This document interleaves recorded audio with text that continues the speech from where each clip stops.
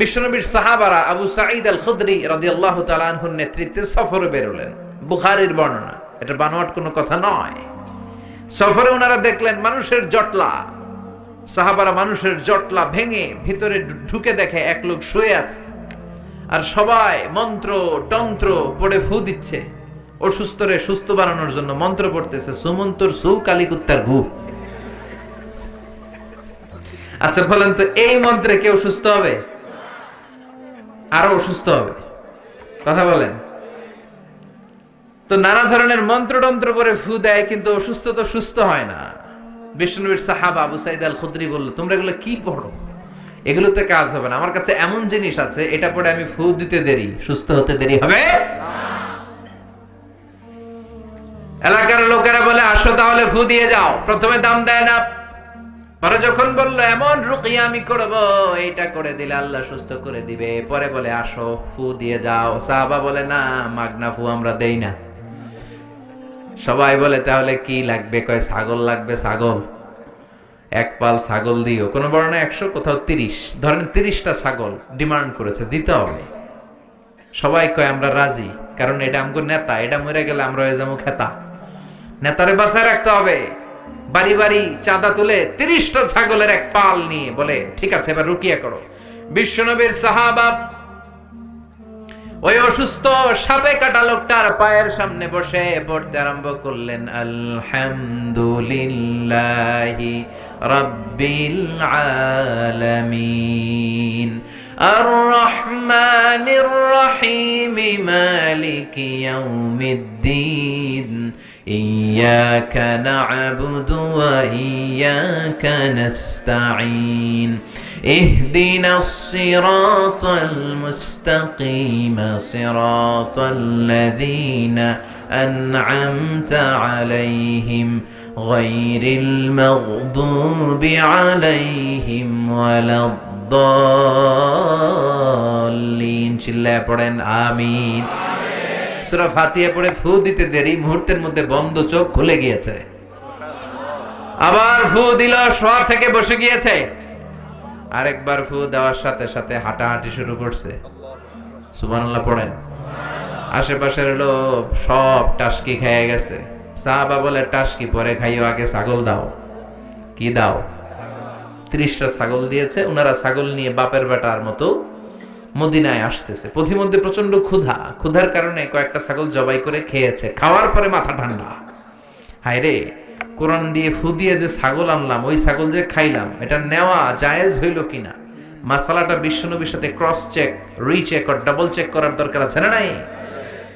যে বিশ্বনবীরে বলে, নবী সফরে গিয়েছিলাম, এমন এমন ঘটনা, সূরা ফাতিহা পড়ে ফু দিয়ে অসুস্থকে সুস্থ করা হয়েছে, 30টা ছাগল এনেছি, ছাগল খাইছি, জায়েজ হয়েছে কিনা?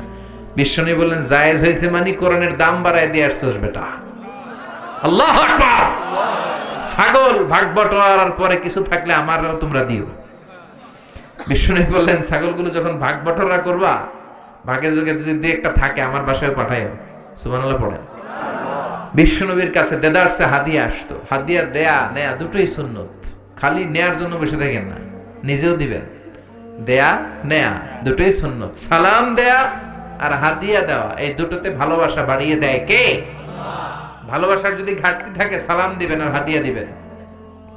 স্ত্রীর সাথে যদি মনোমালিন্য হয়, এই দুইটা কাজ করবেন। আগে আগে সালাম দিবেন। কি দিবেন? দিবেন না? দিবেন। বোনেরা যদি আমার কথা শুনে থাকেন, আমার প্রিয় বোনেরা, আপনারাও স্বামীকে আগে সালাম দিয়েন। ট্রাই করবেন কে কাকে আগে দেয়া যায় সালাম, তাহলে ভালোবাসা বাড়ায় দিবে কে? সব সময় স্ত্রী আপনাকে সালাম দিবে, ইটস নট নেসেসারি। বসে থাকবেন না মুড নিয়ে। অনেকে মুড নিয়ে দাঁড়ায় থাকে, দেখে আমার আগে দেয় কিনা, আছে না নাই? অনেক মুরব্বী বাজানেরাও ভাবে সালাম বোধহয় উনাদেরকে আগে দিতে হবে। নো, সবাই সবাইরে দিবে। মুরব্বীদেরকে আমরা যেমনি দিব, মুরব্বীরাও আমাদেরকে দিবে, ঠিক কি না? তো হাজবেন্ড ওয়াইফকে সালাম দিবেন আর হাদিয়া দিবেন, গিফট। অনেক দামি গিফট হতে হবে এমন না, ছোট্ট একটা ফুল এনে স্ত্রীর হাতে দিবেন, দেখবেন স্ত্রী খুশি হয়ে গেছে। স্ত্রীদেরকে খুশি করতে অনেক দামি কিছু লাগে না, ছোটখাটো জিনিস ওনাদেরকে খুশি করে বেশি। তো এই জন্য হাদিয়া আর সালাম আমরা বেশি বেশি দিব, ইনশাল্লাহ পড়েন। আবার এই সূরার আরেকটা নাম সাবাউল মাসানি, নিত্য পাঠনীয় সপ্তবাক্য, এমন 7টা বাক্য যেই বাক্য সকালেও পড়া হয়, দুপুরেও পড়া হয়, বিকেলেও পড়া হয়। পৃথিবীতে এমন কোনো ঘন্টা নাই, এমন কোনো মিনিট নাই, এমন কোনো সেকেন্ড নাই, এমন কোনো মুহূর্ত নাই যেই মুহূর্তে সূরাতুল ফাতিহা তেলাওয়াত হয় না। ঠিক কি না? এজন্য আল্লাহ বললেন, ওয়ালাকাদ আতাইনাকা সাবআম মিনাল মাসানি ওয়াল কুরআনাল আযীম। ও নবী, আমি আপনাকে নিত্য পাঠনীয় সপ্তবাক্য দান করেছি, আর আমি আপনাকে কোরআনে আযীম দান করেছি। সুবহানাল্লাহ। নিত্য পাঠনীয় সপ্তবাক্য সব সময় পড়তে হয়, সব সময়। 104টা আসমানি কিতাব আল্লাহ তাআলা নবীদেরকে দিয়েছেন। ঠিক কি না? বিশ্বনবী বললেন, এই সূরাটা এমন সূরা যেই সূরার মতো দামি সূরা তাওরাতের মধ্যে নাই, ইনজিলের মধ্যে নাই, জাবুরের মধ্যে নাই, সুহুফে ইব্রাহিম ওয়া মুসার মধ্যে নাই, 104টা আসমানি কিতাবের কোনটার ভেতরে নাই। ওই সূরাটার নাম হলো সূরাতুল ফাতিহা। সুবহানাল্লাহ পড়েন। বিষ্ণুনবী এমন ভাবে সালাতে দাঁড়াতেন, উনি যখন নামাজে দাঁড়াতেন যারা দেখতো তারা বলতো বিষ্ণুনবী মনে হয় রুকু করতে ভুলে গিয়েছে। আবার বিষ্ণুনবী যখন রুকুতে যেতেন সবাই মনে করতো রুকু থেকে যে দাঁড়াতে হয় বিষ্ণুনবী মনে হয় ভুলে গিয়েছেন। আবার বিশ্বনবী যে সেজদায় যেতেন সবাই বলতেন 2 সেজদার মাঝখানে যে বসতে হয় বিশ্বনবী মনে হয় ভুলে গেছে। বিশ্বনবী আর উঠে না। সুবহানাল্লাহ। সকল প্রশংসার মালিক হলেন একজন, তিনি কে? উনি প্রশংসার মালিক। কারণ প্রশংসা হয় সুন্দরের, প্রশংসা হয় ক্ষমতাশীল যিনি তার। আল্লাহর চেয়ে বড় ক্ষমতাশীল কেউ আছে? আল্লাহর চাইতে সুন্দর কেউ আছে? বিশ্বনবী বললেন, ইন্নাল্লাহা জামিল ইউহিব্বুল জামাল। আল্লাহ নিজে সুন্দর, আবার আল্লাহ সৌন্দর্যকে পছন্দ করেন। মহাবিশ্বে আল্লাহর চাইতে সুন্দর কেউ আছে নাকি? পৃথিবী সুন্দর, মানুষ সুন্দর, আসমান সুন্দর, জমিন সুন্দর, সুন্দরে সুন্দরে পাল্লা।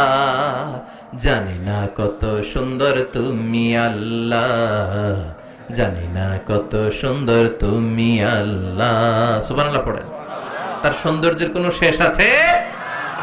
জান্নাতীদেরকে আল্লাহ ডেকে বলবেন, ও জান্নাতীরা, দীর্ঘক্ষণ তোমরা জান্নাতের নাজ নেয়ামত ভোগ করেছো, আরাম আয়েশ করেছো। কোরআনে আর হাদিসে জান্নাতীদের জন্য যা যা দেওয়ার কথা সব আমি তোমাদের দিয়েছি, সব তোমরা বুঝে পেয়েছো নাকি? সব জান্নাতীরা বলবে, আল্লাহ আমাদেরকে যা যা দেওয়ার কথা সব পেয়েছি। একজন হাত তুলে বলবে, আল্লাহ একটা জিনিস পাই নাই। ভেজাল আছে না নাই? সবাই কয় পাইছি। সবাই কি কয়? একজন কি কয়? পাই নাই। আল্লাহ বলবেন, কি পাও নাই? সে বলবে, আল্লাহ তোমারে পাই নাই। সুবহানাল্লাহ কইবেন না? জান্নাতীরা জান্নাতে ঢোকার পরে যত নাজ নেয়ামত আছে এগুলো দেখে আনন্দ ফুর্তি চিয়ারিং করতে করতে জান্নাতীরা পাগল হয়ে যাবে। আল্লাহ বলবেন, জান্নাতীরা সব নাজ নেয়ামত বুঝে পেয়েছো কিনা? জান্নাতীরা আনন্দের চোটে বলবে, আল্লাহ সব বুঝা পাইছি। একজন হাত তুলে বলবে, আল্লাহ একটা পাই নাই। কি পাস নাই? কয় আমনে রে। সুবহানাল্লাহ পড়েন। আল্লাহ আপনারাই তো পাই নাই, আপনারা তো এখনো দেখলাম না। সুবহানাল্লাহ কইবেন না? ঠাসা selected diet, very limited diet. Doctor বলে গরু খাবেন না, খাসি খাবেন না, চিংড়ি খাবেন না, খালি ঘাস খাবেন। ছাগলেও খায়, আমনেও খান। Only vegetable item, only green vegetable, এগুলো খাবেন। ঠিক কিনা? তার মানে 1000 কোটি টাকা আপনারে সুখ দিতে পারে না। খেয়াল রাখবেন, টাকা হলে আপনি বাড়ি কিনতে পারবেন, গাড়ি কিনতে পারবেন, সুখ কিনতে পারবেন? সুখ পাওয়া যায় কবিরহাটে? কোন দোকান নাই সুখ বেচে? হ্যাঁ, টাকা যদি হয় তাহলে বালিশ কিনা যায়, কম্বল কিনা যায়, খাট কিনা যায়, কিন্তু ঘুম কিনা যায় না। ঘুম কিনা যায়?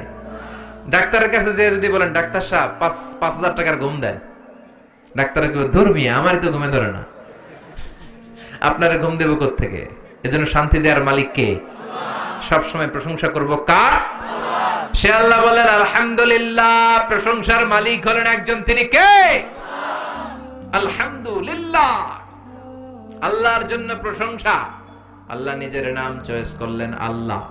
আল্লাহর আসল নাম কি? আল্লাহ ছাড়া আল্লাহর আরো নাম আছে না নাই? রহমান কার নাম? গফুর কার নাম?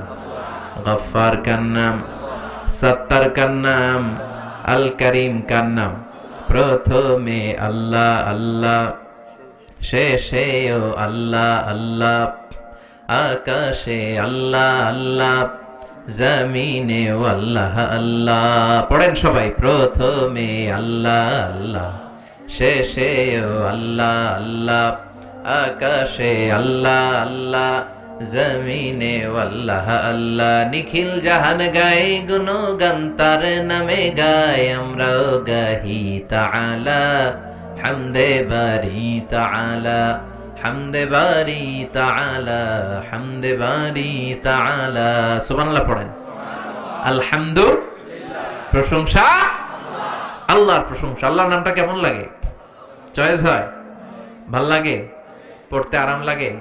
কলিজায় শান্তি লাগে? তাহলে আল্লাহরে ডাকেন, বলেন আল্লাহ।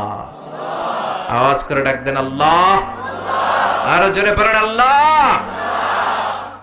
এ নামটা এমন মধুর নাম, পৃথিবীর সব আল্লাহর ওলিরা এই নাম জপেছে, সব নবীরা জপেছে, সব ভালো মানুষদের মুখে এই নামটা ছিল কি ছিল না? এই নাম এমন নাম যেই নামের প্লুরাল হয় না, যেই নামের স্ত্রীলিঙ্গ হয় না। ঈশ্বরের ঈশ্বরী আছে না নাই? ভগবানের ভগবতী আছে না নাই? গডের গডেস আছে না নাই? বিপদে পড়লে মানুষ যেই নামটা জপে, নামটা কি? জোরে বলে। তুফানে পড়লে যেই নামটা জপি, নামটা কি? ভূমিকম্পে পড়লে যেই নাম জপি, নাম কি? সুবহানাল্লাহ কইবেন না? বজ্রপাত, তুফান, ভূমিকম্প, অ্যাক্সিডেন্ট, দুর্ঘটনা, সবার আগে আমাদের মুখ দিয়ে বেরোয় কি? আমি একবার তুফানে পড়েছিলাম, সদরঘাটে পৌঁছতে ঘন্টাখানেক বাকি, লঞ্চ দিয়ে বরিশাল গিয়েছিলাম, বাসে ফিরে আসতেছি এই লঞ্চে তুফান। আজও মনে পড়ে, গা শিহরে ওঠে। সাগরের মাঝখানে তুফানে লঞ্চ ডুবে যাবে, তখন সবার মুখে এক জিকির, কার নামের? লঞ্চের শুধু মুসলমানেরাই জিকির করে নাই, হিন্দুরাও জিকির করেছে কার? নাস্তিক গুলাও জিকির করছে কার? কক্সবাজারে যখন তুফান হয়, বৌদ্ধরাও জিকির করে লা ইলাহা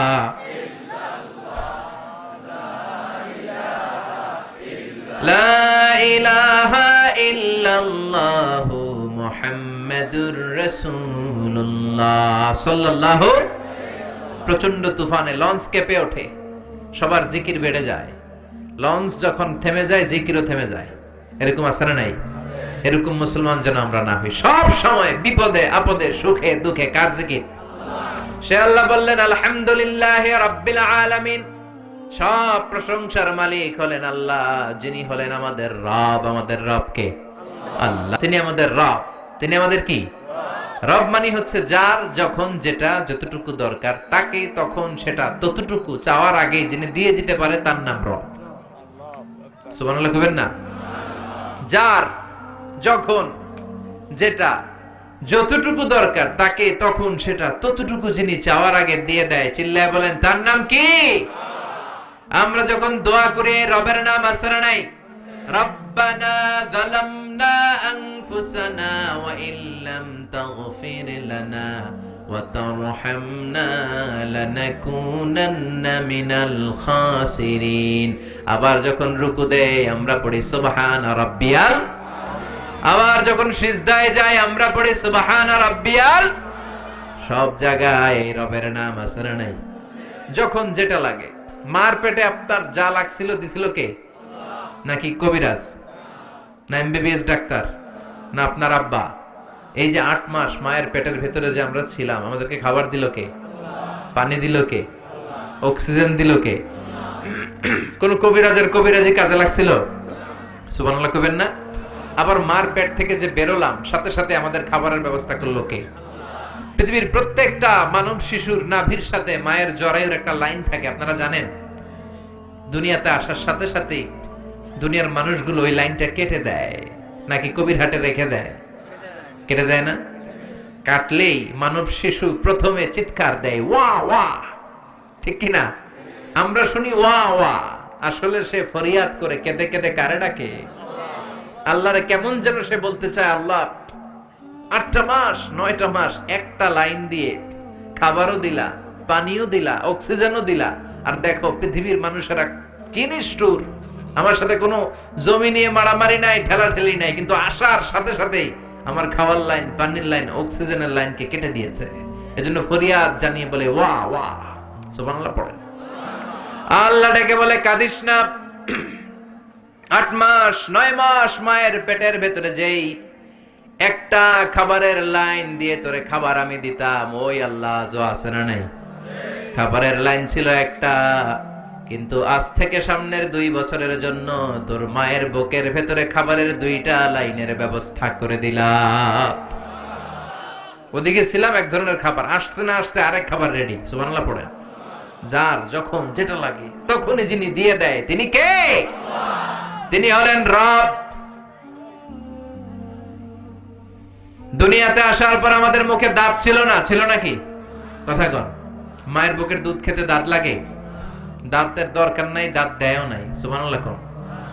বয়স যখন 2-3 বড় হতে লাগলাম, তখন মাছ খেতে হবে, গোশত খেতে হবে, পেয়ারা চাবাতে হবে। দাঁতের দরকার আছে না নাই? দাঁত দিয়ে দিল কে? নাকি অ্যাপ্লিকেশন করছিলেন আমাদেরকে দাঁত দিতে হবে, নইলে গদি ছাড়তে হবে? কইছিলেন? আমরা কেউ অ্যাপ্লাই করেছিলাম আল্লাহর কাছে? অনলাইন অ্যাপ্লিকেশন করেছিলেন? যার যখন যেটা যেভাবে লাগে তাকে তখন সেটা ঠিক ওইভাবে চাওয়ার আগে, হাত পাচার আগে, ফরিয়াদের আগে যিনি পৌঁছে দেয় তার নাম রব। চিল্লায় বলেন ঠিক কিনা? সে আল্লাহ বললেন আলহামদুলিল্লাহি রাব্বিল আলামিন। রাব্বিল আলামিন, সকল জগতের রব। নাকি শুধু পৃথিবীর রব? মঙ্গল গ্রহের রব আরেকজন, সূর্যের রব আরেকজন, বৃহস্পতির রব আরেকজন, সব জগৎগুলোর রব কে? বিশ্বাস হয়? কত জগৎ, উদ্ভিদ জগৎ, প্রাণী জগৎ, সৌর জগৎ, মহাকাশের জগৎ, সাগরের অতল গহ্বরের জগৎ, অদৃশ্য জগৎ, এসব জগতের মালিক একজন। চিল্লায় বলেন তিনি কে? সে আল্লাহ বললেন আলহামদুলিল্লাহি রাব্বিল আলামিন। সকল প্রশংসার মালিক হলেন আল্লাহ, যিনি সব জগতের রব। ঠিক কিনা? এরপর আল্লাহ বললেন আর রহমানির রহিম। তিনি হলেন দয়ার সাগর, তিনি মায়ার সাগর, তার দয়ার শেষ নাই। ঠিক কিনা? পৃথিবীর কোনো কিছু আল্লাহর দয়া ছাড়া এক মুহূর্ত টিকে থাকতে পারে? আল্লাহ বললেন আমার দয়ার শেষ নাই, মায়ার শেষ নাই, আমার কাছে ক্ষমা চা, আমার কাছে যা লাগবে চা, তোদের মনের জ্বালা যন্ত্রণা আমি দূর করে দিতে পারি। ঠিক কিনা? আমরা সবাই যা চাই আল্লাহ সব দিয়ে দিলে তো আল্লাহর ভান্ডার ফুরায় যাবে? ফুরাবে? তার ধনভান্ডারের 1 ইঞ্চিও কমবে না। সুবহানাল্লাহ পড়েন। তিনি আর রহমান, তিনি রহিম, তার ভালোবাসার শেষ নাই। ভালোবাসাকে তৈরি করার পর তিনি 100টা টুকরা করলেন। কয়টা? 99 টুকরা তিনি নিজের মাঝে রাখলেন, আর 1 টুকরা ভালোবাসা তিনি সবার মাঝে ঢেলে দিলেন। সুবহানাল্লাহ পড়েন।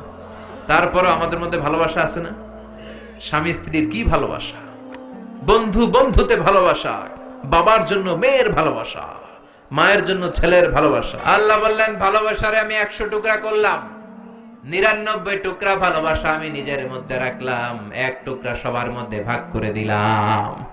আমাদের কাছে দোয়া চাই, হুজুর মাজলুম দোয়া করবেন। এই মাজলুমদের বিচারগুলো সেদিন হবে। তারা দুনিয়াতে সঠিক বিচার পায় নাই, তারা জুলুমের শিকার ছিল, তারা ইসলামের পক্ষে থাকার কারণে অত্যাচারের স্টিম রোলার তাদের উপর দিয়ে বয়ে গিয়েছে। নিজের ফ্যামিলির সাথে থাকতে পারে না, এরকম আছে না নাই? কোরআনের সৈনিক হওয়ার কারণে শান্তিমতো জীবন যাপন করতে পারে নাই, নিজ এলাকায় ঘুমাতে পারে নাই। তাদের পক্ষে সেদিন বিচারের লড়াইয়ে লড়বে কে? মালিক ইয়াউমিদ্দিন। সেদিন হবে ফাইনাল খেলা। কথা বলেন, কি খেলা? We are waiting for that day. We are waiting for the grand final. আমরা সেই গ্র্যান্ড ফিনালের অপেক্ষায়। ঠিক কি না? আল্লাহ বলেন সেই দিনটা হবে ভয়ঙ্কর। সূর্য নেমে আসবে মাথার কাছে, মাথার মগজগুলো গলে গলে নাকের ছিদ্র কানের ছিদ্র দিয়ে পড়বে, কেউ কাউরে চিনবে না। ওই ভয়ঙ্কর দিনের মালিক কে? আমরা কার দলের? আমাদের দলের নাম কি? আল্লাহর দল। ঠিক কি না? ও আল্লাহ, আমরা যে আপনার ইবাদত করি, করলে কি লাভ? আল্লাহ বলে ফালিয়াবুদু রাব্ব হাযাল বাইতিল্লাযী আত'আমাহুম মিন জু' ওয়া আমানাহুম মিন খাউফ। আমার ইবাদত করলে তোমরা দুইটা জিনিস পাবা। চিল্লায় এখন কয়টা? ক্ষুধার সময় আমি রিজিকের ব্যবস্থা করে দেব, বিপদের সময় আমাদের নিরাপত্তা দিবে কে? নিজেদের পরিচয় দিলাম, আল্লাহ তোমার ইবাদত করি, আল্লাহ তোমার কাছে সাহায্য চাই। 3 আয়াতে আমরা আল্লাহর প্রশংসা করলাম, 4র্থ আয়াতে নিজের পরিচয় দিলাম। এবার দাবি দেওয়ার দরকার আছে না নাই? আমাদের এক দফা এক দাবি পড়, ও আল্লাহ আমাদেরকে সরল সঠিক পথ দেখাও। পথ দেখায় কে? আল্লাহ ছাড়া কেউ হেদায়েত দিতে পারে? সিরাতাল মুস্তাকিমের পথে আমাদেরকে অটল রাখতে পারে শুধু একটা সত্তা। চিল্লায় বলেন তিনি কে? এক দফা এক দাবি, আমাদেরকে সরল সঠিক পথ দেখাও। এই পথটা সোজা না বাঁকা? এই পথটা শুরু হয়েছে দুনিয়ার বুকে, এই রাস্তা, এই পথে একবার যদি উঠে যেতে পারেন পথটা শেষ হয়ে যাবে জান্নাতের ভেতরে, ঠিক কি না? এরপর আমরা বললাম আল্লাহ সিরাতাল্লাযীনা আন'আমতা আলাইহিম, ওই পথ যেই পথে আপনার নিয়ামত আছে। আল্লাহ নিয়ামত দিয়েছেন 4টা পথে। জোরে কোন কয়টা? নবীদের পথে, সিদ্দিকিনদের পথে, শুহাদাদের পথে, সালেহিনদের পথে, ঠিক কি না? আমার সাথে আওয়াজ করে পড়েন, নবিয়িন, সিদ্দিকিন, শুহাদা, সালেহিন। আর জোরে পড়েন, নবিয়িন, সিদ্দিকিন, শুহাদা, সালেহিন। আমরা এই 4টা পথ চাই, ঠিক কি না? নবীরা আমাদের মডেল। আমাদের মডেল কে? সব নবীদেরকে আল্লাহ আমাদের মডেল বানিয়েছে। নবীদেরকে যদি মডেল হিসেবে মেনে নিতে পারি জান্নাতের গ্যারান্টি দিবে কে?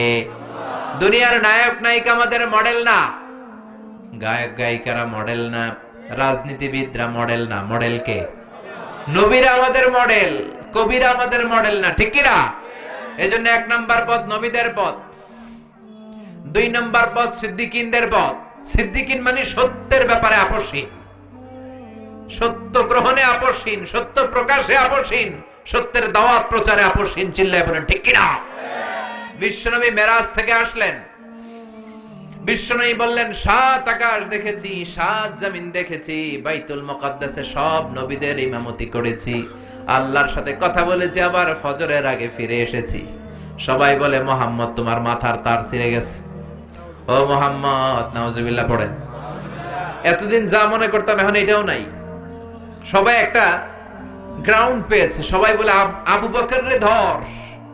মুহাম্মদের মাথায় যে সমস্যা, আজকে আবু বকর এটা স্বীকার করতে বাধ্য হবে। যেই বাইতুল মুকাদ্দাসে যেতে লাগে 15 দিন, আসতে 15 দিন, মোট 1 মাস। ওই বাইতুল মুকাদ্দাসে নাকি শেষ সাথে গিয়েছে, আবার আরশে গিয়েছে, জান্নাত জাহান্নাম দেখে নাকি ফিরেছে। আবু বকর রে সবাই যে বলল, আবু বকর তোমার বন্ধু মুহাম্মদ তো একেবারেই পাগল হয়ে গিয়েছে। সাইয়েদনা আবু বকর বললেন, কি হয়েছে আমার নবীর? সবাই বলে তোমার বন্ধু বলে শেষ রাতে নাকি জান্নাত জাহান্নাম দেখে বাইতুল মুকাদ্দাস ঘুরে, মহাকাশের সবগুলো দরজা ঘুরে, আল্লাহর আরশ ঘুরে চলে এসেছে। আবু বকর বললেন, আকালা রাসূলুল্লাহি হাকাযা, আমার নবী কি ঠিক এমনই বলেছে? তারা বলল, হ্যাঁ তোমার নবী এমনই বলেছে। আবু বকর বললেন, আমার নবী যদি এটা বলে থাকে, আমার নবী সত্যই বলেছে। বিশ্বনবী বললেন, আবু বকর মিনাল ইয়াউম, আজকে থেকে আনতা লাস্তা আবু বকর ফাকাত, তুমি শুধু আবু বকর নও, আজ থেকে তোমার নাম আবু বকর as-সিদ্দিক।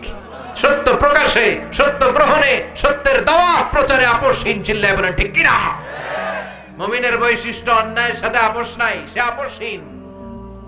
নবীদের পথ আমরা চাই, আবু বকরের মতো সিদ্দিকীদের পথ আমরা চাই, শুহাদাদের পথ আমরা চাই, ঠিক কি না? বিশ্বনবী ইন্তেকালের আগে মদিনার সমাজে মোট কয়জন মুনাফিক আছে, এই তথ্য আবু বকরকে বলেন নাই, ওমর রাদিয়াল্লাহু তাআলা আনহুকে বলেন নাই, উসমান রাদিয়াল্লাহু তাআলা আনহু, আলী রাদিয়াল্লাহু তাআলা আনহু, আশারাতুল মুবাশশিরিন বিল জান্নাহ কোন সাহাবীকে বলেন নাই। শুধুমাত্র কেবলমাত্র একমাত্র হুযায়ফা ইবনুল ইয়ামান রাদিয়াল্লাহু তাআলা আনহুর কাছে মুনাফিকদের লিস্টে বিশ্বনবী দিয়ে গিয়েছে। সুবহানাল্লাহ পড়ে। মদিনায় কারা কারা মুনাফিক কেউ জানতো না হুযায়ফা ছাড়া। কে ছাড়া? নামটা আজকে মুখস্থ করেন, যাতে অন্য কোনো ওয়াজে কেউ জিজ্ঞেস করলে বলতে পারেন। মুনাফিকদের লিস্ট যে সাহাবীর কাছে বিশ্বনবী দিয়ে গিয়েছিলেন, সাহাবীর নাম ওমর ফারুক একদিন হুযায়ফা রাদিয়াল্লাহু তাআলা আনহুর কাছে গেলেন, যে বললেন, হুযায়ফা, বিশ্বনবী ইন্তেকালের আগে মুনাফিকদের নামের লিস্টটা কারো কাছে দেয় নাই, আমার জানা নাই, সাইয়েদনা আবু বকরের জানা নাই, কোন সাহাবীর জানা নাই, তুমি ছাড়া। আমি তোমার কাছে জানতে চাই, আমি ওমরের নামটা ওই মুনাফিকদের খাতায় আছে কিনা আমার একটু বলো। আমার ওমরের নামটা ওই মুনাফিকদের লিস্টিতে একটু আছে কিনা, নামটা একটু বলো। যদি থাকে আমি ভালো হয়ে যাব, আমি নেফাকি দূর করে পাক্কা মুমিন হতে চাই। আমার নাম যদি মুনাফিকের লিস্টে থাকে আমি তো শেষ।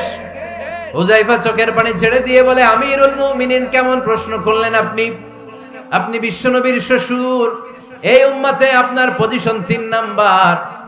আপনারে মুনাফিকরা ভয় পায়, শয়তান আপনারে ভয় পায়। আপনি জান্নাতে সব বয়স্ক লোকদেরকে নিয়ে জান্নাতের মধ্যে আগে আগে ঢুকবেন, কেমন করে মুনাফিকদের কাতারে আপনার নাম থাকতে পারে? ওমর সুবহানাল্লাহ পড়ে। কি বিনয়ী, কি তাকওয়া! হুযায়ফাকে যে ধরতেন, হুযায়ফা একটু বলো না আমার নামটা মুনাফিকদের লিস্টিতে আছে কিনা। ওমরে ফারুকের যদি এই টেনশন থাকে যে আমি মুনাফিক হয়ে গেলাম কিনা, আমাদের এই টেনশন থাকার দরকার আছে না নাই? হ্যাঁ, যেন সব সময় আল্লাহর কাছে দোয়া করতে হবে, আল্লাহ তুমি নেফাকি থেকে আমাদেরকে বাঁচাও। আরো জোরে পড়েন আমিন। ওমরে ফারুক রাদিয়াল্লাহু তাআলা আনহু আমাদের সুপার হিরো, আমাদের সবাই বলেন আমাদের। উনি কত বড় সুপার হিরো শুনেন। উনি জুমার খুতবা দিচ্ছেন। কি দিচ্ছেন? মসজিদে নববীতে খুতবার মাঝখানে হঠাৎ বললেন, ইয়া সারিয়াতাল জাবাল, ইয়া সারিয়াত ইবনে জানিমিল জাবাল। এই কথা বলেই আবার খুতবা দিতে শুরু করলেন। উনার এই ইয়া সারিয়াত ইবনে জানিমিল জাবালের সাথে আগের কথারও কোনো মিল নাই, পরের কথারও কোনো মিল নাই। জুমার নামাজের পর মুসল্লি সাহাবারা ধরলেন, বললেন, ইয়া আমিরাল মুমিনিন। খুতবার মাঝখানে হঠাৎ করে ইয়া সারিয়াত ইবনে জানিমিল জাবাল বলে আপনি চিৎকার করলেন কেন?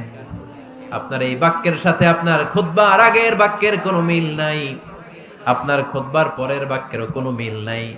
এই কথা আপনি কারে বললেন, কারে উদ্দেশ্য করে বললেন? এই কথার তাৎপর্য কি আমাদেরকে বুঝিয়ে বলেন। ওমরে ফারুক বললেন, আমি যখন খুতবা দিচ্ছি আমি দেখতে পেলাম ওই যে কয়েক মাস আগে আমি আমার মুসলিম সেনাবাহিনী পারস্যে আক্রমণের জন্য পাঠিয়েছি, বর্তমান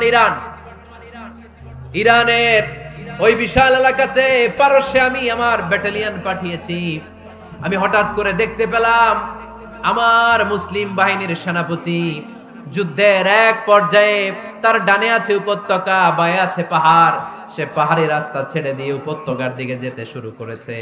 আমি দেখতে পেলাম আমার মুসলিম বাহিনী যদি উপত্যকার দিকে ছুটে বেড়ায়, কাফির মুশরিকরা আমার মুসলিম বাহিনীকে কচুকাটা করে ফেলবে।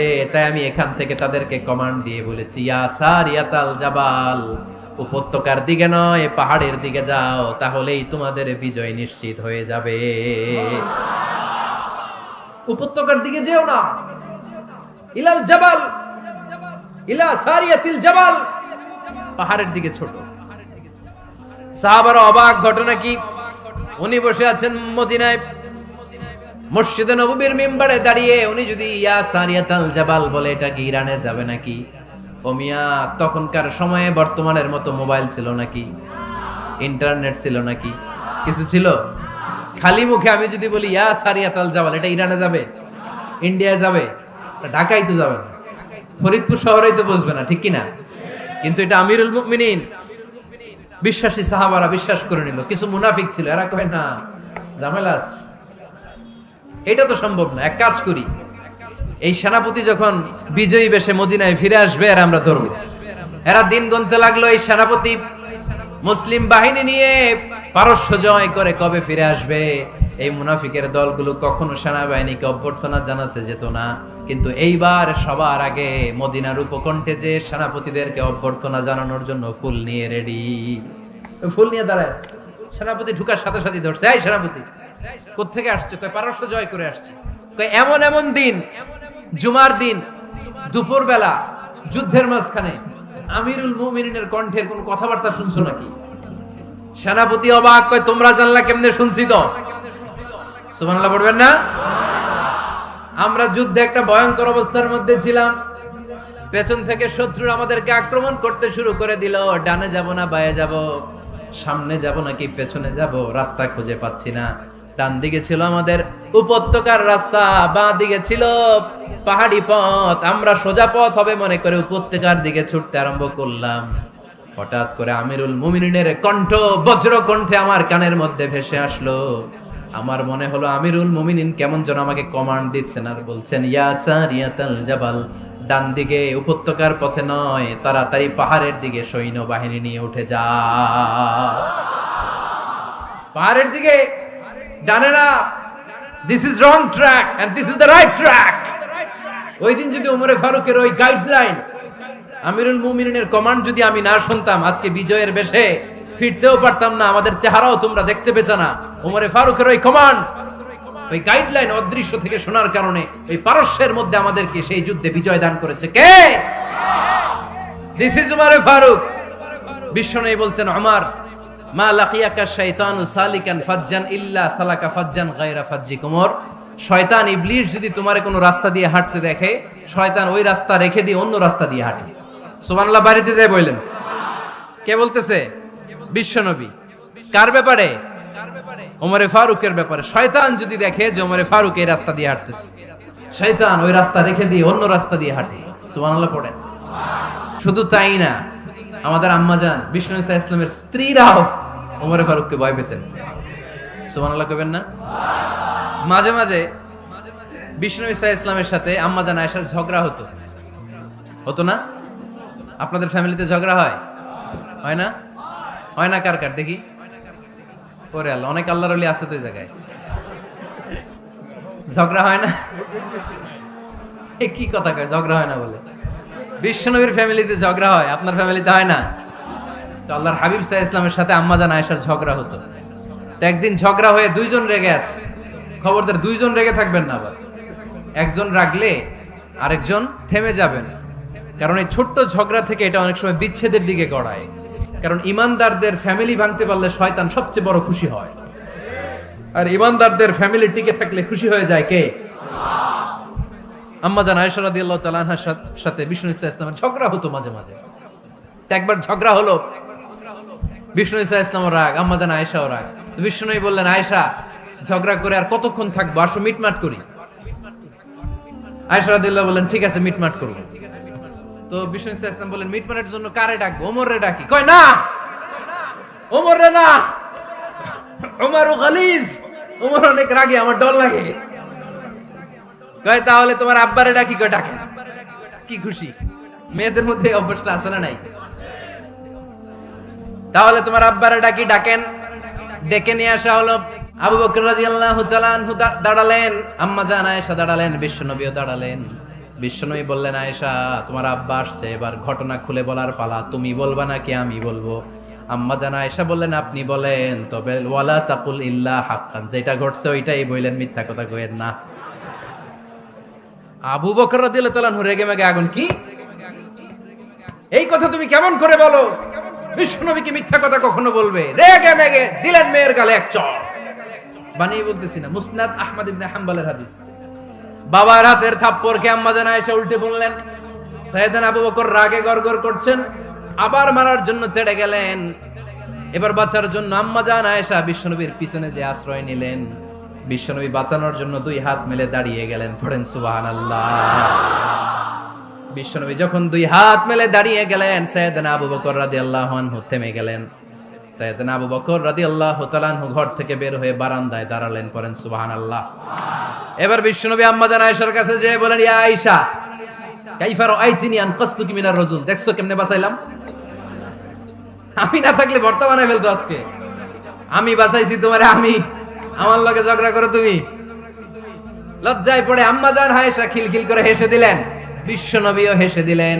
দুইজনের হাসির মধুর আওয়াজ শুনে সাইয়েদনা আবু বকর বাইরে থেকে অবাক, কিরে এতক্ষণ না ঝড় তুফান, এখন দেখি হাসি। সালাম দিয়ে অনুমতি নিয়ে ভিতরে ঢুকলেন। ঢুকে দেখেন আম্মাজান আয়েশাও হাসে, বিশ্বনবীও হাসে। এ হাসি দেখে আবু বকর রাদিয়াল্লাহু আনহু হেসে দিলেন। আরশের উপর থেকে খুশি হয়ে গেলেন কে? এবার সাইয়েদনা আবু বকর রাদিয়াল্লাহু তাআলা আনহু বললেন, ইয়া রাসূলুল্লাহ, আশিকানি ফি সিলমিকুমা কামা আশরাকতুমানি ফি হারবিকুমা। ও নবী, যুদ্ধ লাগলে, দুইজন যুদ্ধ লাগলে মীমাংসার জন্য যেমনি আমারে ডাকেন, এরকম হাসি আর আনন্দের মুহূর্তেও আমারে একটু ডাইকেন। আশরিকানি ফি সিলমিকুমা কামা আশরাকতুমানি ফি হারবিকুমা। নবী, আপনাদের মধ্যে ঝগড়া লাগলে সন্ধি করার জন্য আমারে যেমনি ডাকেন, আপনাদের হাসি খুশি আনন্দ খুনসুটি এই মজাদার মুহূর্তগুলোতে আমারে বঞ্চিত রাখেন না, আমার একটু ডাইকেন। সুবহানাল্লাহ পড়েন। এই মুসনাদে আহমদ ইবনে হাম্বলের হাদিস শোনার উদ্দেশ্য হচ্ছে, বিশ্বনবী প্রথমে ওমরে ফারুকের নাম বলেছিলেন।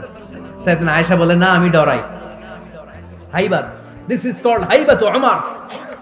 একবার বিশ্বনবীর সব বিবিরা ধরলেন, ও নবী, আমাদেরকে এটা দেন, ওইটা দেন, ঘরে এটা নাই, ওইটা নাই, ওইটা নাই। বিশ্বনবীকে, আমার কাছে কিচ্ছু নাই, যদি এমনি আমার বউ হয়ে থাকতে চাও থাকো, তাহলে তা না হলে যা লাগবে কিনে দেব, সাথে সাথে তালাকও দিয়ে দিব। কিছু দিতে পারবো না, আমার নাই তো, সামর্থ্য নাই। কিন্তু বিবিরাও ছাড়া না, এটা দেন, ওইটা দেন। বিশ্বনবী রহমতের নবী, বিবিদেরকে বুঝাতেও পারেন না, বিবিরা আবদার করতেছে, নবী এটা লাগবে, ওইটা লাগবে। ইন দ্য মিন টাইম বিশ্বনবী একজনের সালাম শুনতে পেলেন। কে যেন দরজায় দাঁড়িয়ে বলতেছে, আসসালামু আলাইকুম। বিশ্বনবী দরজার দিকে তাকালেন, তাকিয়ে বললেন, ওয়া আলাইকুমুস সালাম। আর বুঝতে পারলেন এটা আমার ওমরের সালাম। সালাম দেওয়ার পরে বিবিদের দিকে তাকায় দেখে একজন বিবিও নাই, সব অন্দর মহলের ভিতরে দৌড়। সুবহানাল্লাহ পড়তে পারলেন না? This is our super hero Omar. এরকম ওমর একটা লাগবে, চিল্লায় বলেন কয়টা? একটা ওমর গোটা বিশ্বকে সোজা করে দিবে। একটা ওমর সবল আর দুর্বলের সব পার্থক্য দূর করে দিবে, বিশ্বটাকে সাম্য, মৈত্রী, ভালোবাসার ইনসাফ দিয়ে পরিপূর্ণ করে দিবে। সেই ওমরের অপেক্ষায় আমরা। নিজের ছেলেকে 80টা বেত মেরেছেন। কয়টা? 80টা বেত মেরেছে। এই ব্যাপারে অনেকগুলো বর্ণনা পাওয়া যায়। সবচেয়ে সহিহ বর্ণনা হচ্ছে মুয়াত্তা ইমাম মালিকের বর্ণনা। ওমর ফারুক রাদিয়াল্লাহু তাআলা আনহুর ছেলে আব্দুর রহমান, মারুফুন বিআবি শাহমা, ছিলেন মিশরে। ওখানে নাবিজ খেয়েছিলেন। নাবিজ হচ্ছে আরব দেশের লোকেরা দুধের মধ্যে শক্ত খুরমা রাত্রেবেলা ঢেলে দিত। ঢেলে দিলে সারা রাত ওই খুরমার রসটা দুধের সাথে মিশে দুধটা লাল হয়ে যেত। এটারে সকালবেলা খেত, খুব সুস্বাদু। এটাকে বলে নাবিজ। কিন্তু এটা রাতে ভিজাইলে সকালেই খাইতে হয়, রেখে দিলে আবার একটু সমস্যা হয়। তো ওমরে ফারুকের ছেলে নাবিজ খেয়েছেন, মদ খাননি, নাবিজ। কিন্তু নাবিজ খাওয়াতে সাকরান চলে এসেছে। সাকরান চলে আসাতে এটা যখন প্রমাণিত হয়েছে, আমর ইবনুল আস রাদিয়াল্লাহু তাআলা আনহু নাকি 80 বেত মেরেছেন মিশরে। কয় বেত? নিয়ম হচ্ছে সবার সামনে, কিন্তু সবার সামনে না মেরে একটু গোপনে মেরেছে। এই তথ্য যখন ওমরে ফারুকের কাছে এসেছে, উনি বললেন, না, মারতে হবে সবার সামনে, আলাদা মারলা কেন? ও মদিনায় ফিরে আসলে আমি আবার 80টা মারব। মদিনায় ফিরে আসার পরে সাইয়েদনা ওমরে ফারুক ওই আগের 80টারে আর ধরেন নাই, নিজ হাতে আবার 80টা বেত মেরেছেন। এই বেত মারার 1 মাস পরে এই আবু শাহমা ইন্তেকাল করেছে। অনেক ঐতিহাসিক বলে এই বেতের আঘাতে মরেছে, কেউ কেউ বলেছে নিজের রোগের কারণে মরেছে। কিন্তু দিস ইজ দ্য ইনসাফ সিস্টেম অফ ওমর। নিজের ছেলে বলে ছেড়ে দেয় নাই। এখন নিজের ছেলে হইলে 7 খুন মাফ, নেতার ছেলে হইলে 10 খুন মাফ, এলাকার মোড়লের ছেলে হইলে 10 খুন মাফ। নো পার্সিয়ালিটি ইন ইসলাম। ইসলামে পার্সিয়ালিটি নাই। আপনি নেতার ছেলে হন, আপনি বিজনেস ম্যাগনেটের ছেলে হন, আপনি যেই হন না কেন, ইসলামের দৃষ্টিতে সবাই সমান। চিল্লায় বলেন ঠিক কিনা? বনু মখজুমিয়া গোত্রের এক নারী চুরিতে ধরা পড়ল। সাহাবারা বললেন, নবী, মদিনার সবচেয়ে ভেরি প্রেস্টিজিয়াস এন্ড ডিগনিফাইড ফ্যামিলির মেয়ে, আপনি হাত কাটেন না, কারণ ইসলামের নিয়ম চুরি করলে কি কেটে দাও। বিশ্বনবী বললেন, বলো কি? হাত না কাটার জন্য তোমরা আমাকে রেকমেন্ড করছো? এটা আল্লাহর আইন। পৃথিবীর কেউ রেকমেন্ড করলো শোনার ক্ষমতা আমার নাই। আইনটা দিয়েছে কে? আরে বনু মাকসুমিয়া মেয়ে তো দূরের কথা, আমার কলিজার টুকরা ফাতেমাও যদি আজ চুরিতে ধরা পড়তো, তার হাত কেটে দিতে আমি 1 মিনিটও দেরি করতাম না। দিস ইজ ইসলাম। এই হচ্ছে ওমরে ফারুকের মানাকিব। এরকম ওমরে ফারুক কয়টা লাগবে? একটা লাগবে। এই সাইয়েদনা ওমরে ফারুক মদিনার প্রথম চিফ জাস্টিস ছিলেন। সর্বপ্রথম উনার পরামর্শে সাইয়েদনা আবু বকর রাদিয়াল্লাহু তাআলা আনহু কোরআনকে সংকলন করেছেন। আমরা এই যে কোরআন পড়ি 30 পারা, এমদাদিয়া লাইব্রেরির 114টা সূরা, কত সুন্দর সন্নিবেশ করা হয়েছে, এখানে সাজানো হয়েছে। আল্লাহর হাবিব সাল্লাল্লাহু আলাইহি ওয়াসাল্লামের সময় কি এরকম কোরআন ছিল নাকি? ছিল? খেজুর পাতার মধ্যে, গাছের বাকলের মধ্যে, ওটের বড় হাড্ডির মধ্যে আর পাথরের মধ্যে খোদাই করা কোরআন ছিল। সাইয়েদনা আবু বকরের সময় রাদিয়াল্লাহু তাআলা আনহুর সময় যুদ্ধ হলো। 70 জন হাফেজ সাহাবী ইন্তেকাল করলেন। সাইয়েদনা আবু বকর রাদিয়াল্লাহু তাআলা আনহুকে ডেকে ওমর ফারুক বললেন, ও আবু বকর, এইভাবে হাফেজে কোরআন সাহাবীরা যদি দুনিয়া থেকে বিদায় হয়ে যায়, আল্লাহর কোরআনও তো বিদায় হয়ে যাবে। আমার পরামর্শ হলো আপনি সব বয়োজ্যেষ্ঠ সাহাবীদেরকে একসাথে করে কোরআনের সব কাগজগুলোকে একসাথে করে একটা নির্ধারিত কপির মধ্যে কোরআনকে সংকলন করে ফেলেন। সাইয়েদনা আবু বকর বললেন, যেটা আমার নবী করে না, এটা আমি কেমনে করি? কিন্তু ওমর ফারুক নাছোড়বান্দা বলে না, এটা করলে কোনো খারাপ হবে না, ভালোই হবে। মুসলিম উম্মার জন্য এক জায়গায় কোরআন সন্নিবেশিত থাকবে, আপনি করেন। সাইয়েদনা আবু বকর রাজি হয় না, ওমর ফারুকও ছাড়ে না।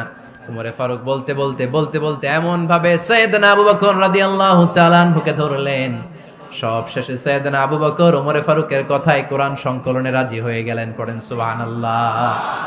উনি বললেন, ওমর যখন আমাকে বারবার বুঝাতে লাগলো, আল্লাহ তাআলা আমার হৃদয়টা ওমরের কথা শোনার জন্য খুলে দিলেন। আল্লাহ তাআলা কেমন যেন আমাকে ইলহাম করলেন, আবু বকর করো, এই কাজের মধ্য দিয়ে আমি আমার কোরআনকে গোটা বিশ্বে জীবিত রেখে দেব। This is Umar.